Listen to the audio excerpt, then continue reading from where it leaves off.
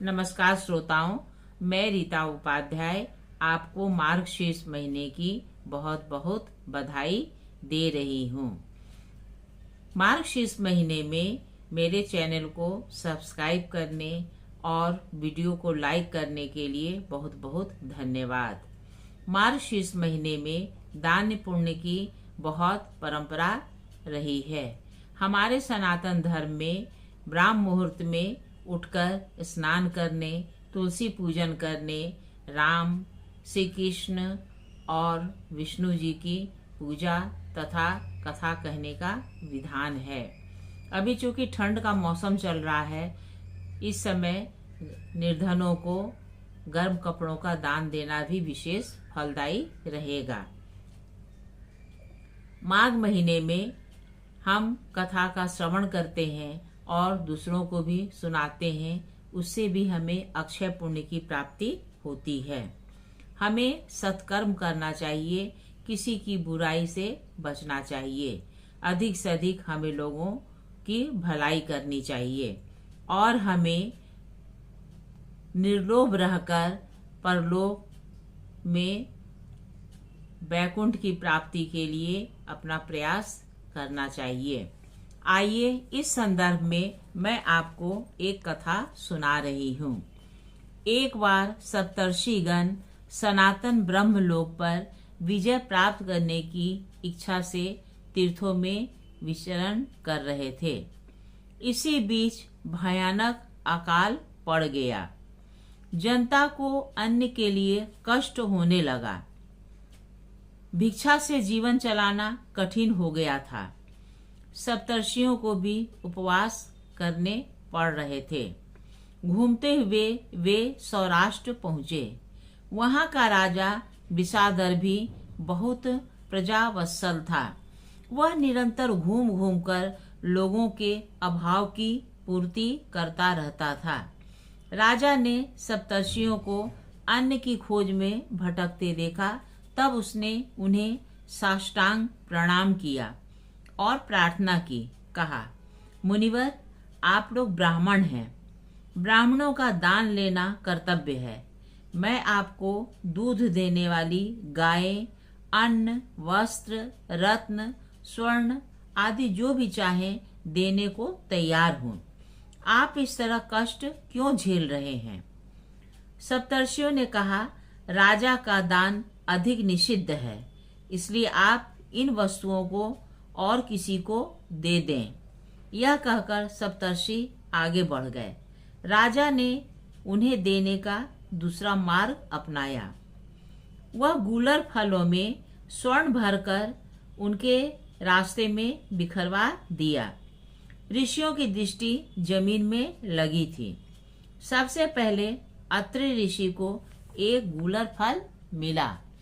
वह वजनदार था, अतः उन्होंने अन्य ऋषियों को सावधान करते हुए कहा, मैं इतना अल्प बुद्धि नहीं हूँ कि गूलर फल में छिपाए हुए द्रव्य को न परख सकूं।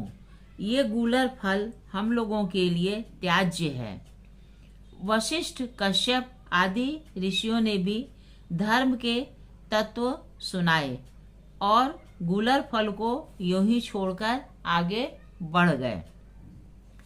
कुछ दूर बढ़ने पर सुनह सख नामक एक व्यक्ति उनके साथ हो गया। आगे जाने पर एक बहुत बड़ा सरोवर मिला जो कमलों से भरा हुआ था।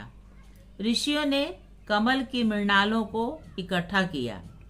तत्पश्चात स्नान कर संध्या तर्पण के बाद जब वे भगवान को भोग लगाने के लिए कमल नाल के पास पहुंचे, तब वहां एक भी कमल नाल न थी। कमल नालों को किसने चुराया? अब यह एक प्रश्न था। सभी ऋषियों ने अपनी अपनी निष्कलंकता के लिए शपथें खाईं। वे सभी शपथें धर्म के गंभीर रहस्यों को प्रकट करने वाली थीं।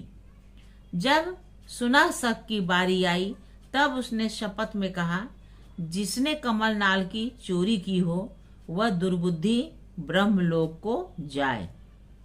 ऋषियों ने ताड़ लिया कि इसी ने चोरी की है। तब ऋषियों ने कहा, तुमने चोरी की है। सुना शक ने इसे स्वीकार कर लिया। उसने कहा कि आपके मुख से धर्म के तत्वों को सुनने के लिए ही मैंने मृणालों की चोरी की है। मैं इंद्र हूँ और आप लोगों को विमान पर बैठाकर ले चलने के लिए आया हूँ। आप लोगों ने लोक पर विजय पाने के लिए अक्षय लोक पर भी विजय प्राप्त कर ली है। इंद्र ने बड़े सम्मान के साथ ऋषियों को विमान पर बैठाया और अक्षय लोक में पहुंचा दिया। इस तरह से उन्हें जन्म मरण के चक्र से मुक्ति मिल गई। हमारे यहाँ परंपरा रही है बड़ों को प्रणाम करने की। बड़ों को प्रणाम करने से अक्षय पुण्य की प्राप्ति होती है। प्रणाम का हमारे जीवन में बहुत ही महत्वपूर्ण स्थान है।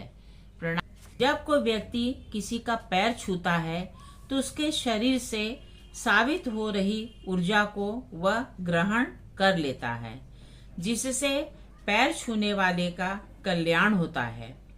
आशीर्वाद देने वाला व्यक्ति पैर छूने वाले व्यक्ति के सिर पर अपना हाथ रखता है तो ऊर्जा का प्रवाह और अधिक शीघ्रता से पैर छूने वाले के शरीर में प्रवेश कर जाता है और उसका कल्याण होता है। आधा झुकने पर आधा ही लाभ प्राप्त होता है। जिस व्यक्ति का पैर छूता है उस व्यक्ति की तपस्या का अंश उसके भीतर आ जाता है। पांव के अंगूठे से जो ऊर्जा निकलती है वह सीधे मस्तिष्क को स्पर्श करती हुई कल्याण करती है। पांव स्पर्श करने से, साष्टांग दंडवत करने से आज्ञा चक्र, मणिपुर चक्र, स्वाधिष्ठान चक्र सक्रिय होते हैं। हमारे मन का अहंकार नष्ट होता है। आइए अब हम इस बात की चर्चा करें कि प्रणाम करने से किस तरह से जिस व्यक्ति की आयु कम हो उसमें भी वृद्धि हो जाती है। आइए हम कथा का श्रवण करें। भृगु के पुत्र थे मृकंडु। उन्होंने अपनी पत्नी के साथ घोर तपस्या की। कुछ दिनों के बाद उनके पुत्र हुआ। जब वह 5 वर्ष का हुआ तब एक सिद्ध की दृष्टि उस पर पड़ी। बालक को देखकर वे विचार मग्न हो गए।